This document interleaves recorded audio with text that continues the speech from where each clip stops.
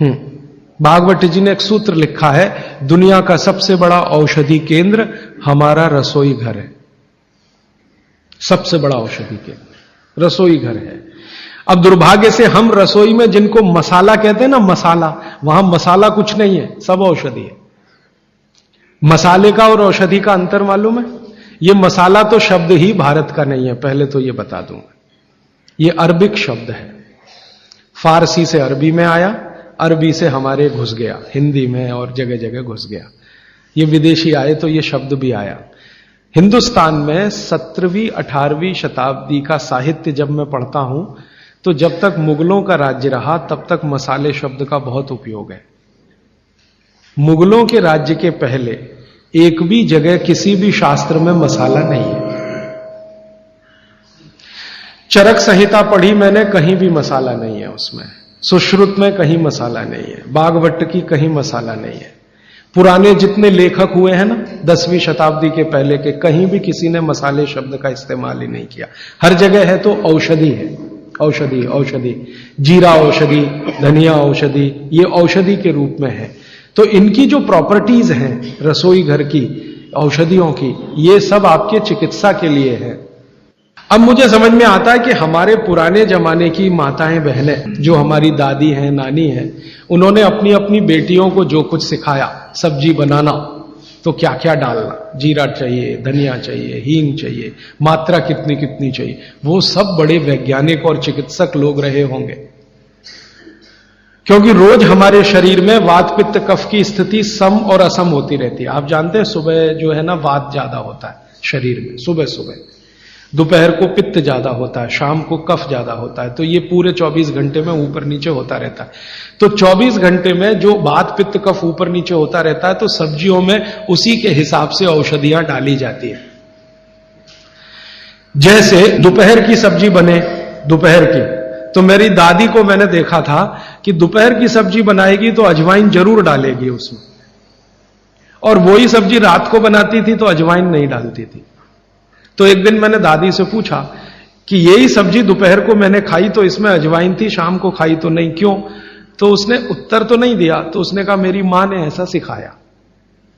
बस बात खत्म हो गई।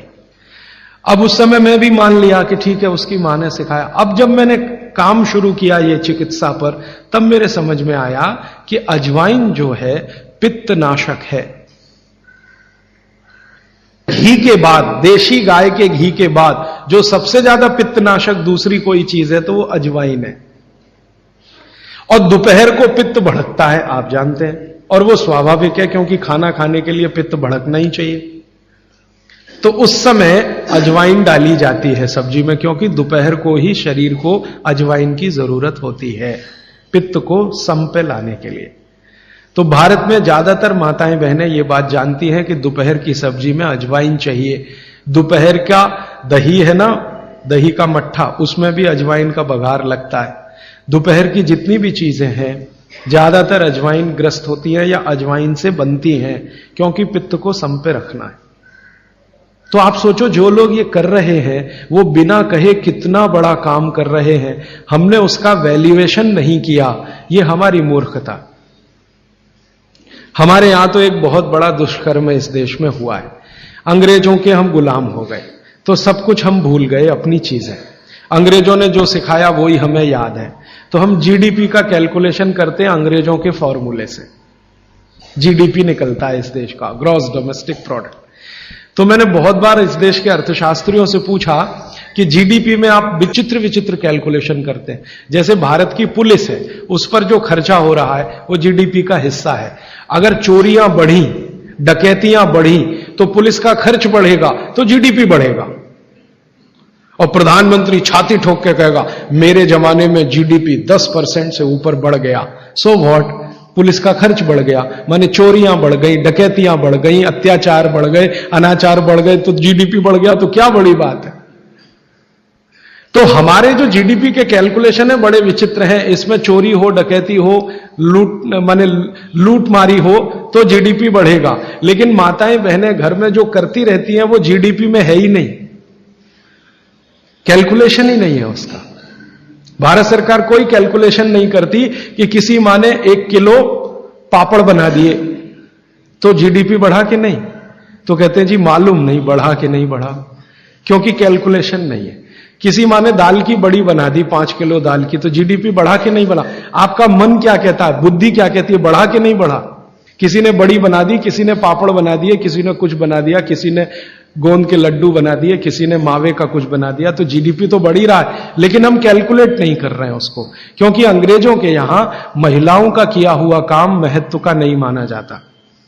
अंग्रेजों के यहां ये जो अंग्रेज जात है ना दुनिया में, ये महिलाओं के किए हुए काम को काम ही नहीं मानती। आपको मालूम है 2000 साल यूरोप में महिलाओं को पुरुषों से हमेशा कम वेतन मिलता रहा, और आज भी है ये कई देशों में। वो मानते ही नहीं कि इनका कोई काम है। क्यों? वो महिलाओं में आत्मा नहीं मानते। हां, यूरोप का सबसे बड़ा दार्शनिक है प्लेटो, वो कहता है कि स्त्रियों में आत्मा ही नहीं होती, आत्मा सिर्फ पुरुषों में होती है। तो स्त्री जो करे वो बेकार है, पुरुष जो करे वो ही अच्छा है। तो उनके यहां से ये कैलकुलेशन हमारे यहां आ गया कि स्त्री कुछ भी करे तो काम ही का नहीं। तो अंग्रेजों का 200-250 साल जो राज चल गया, उसमें हम सब के दिमाग खत्म हो गए, सोचना विचारना बंद हो गया, तो हमने भी वही मान लिया। मैं अब इसको बदलना चाहता हूं, और मैं ये समझना चाहता हूं और समझाना चाहता हूं कि स्त्रियां जो कर रही हैं वो किसी डॉक्टर से कम नहीं है। बस अंतर इतना है कि डॉक्टर को आप फीस देकर उससे एडवाइस ले रहे हैं, हमारी दादी नानी फोकट में वही एडवाइस दे रही है, धनिया खाओ, जीरा खाओ और ये अजवाइन खाओ, आपके पेट की गैस खत्म हो जाएगी। और ये 3500 साल से वैसे का वैसा ही है, अजवाइन खाओ तो गैस खत्म होती ही है। कभी भी आप करके देख लो।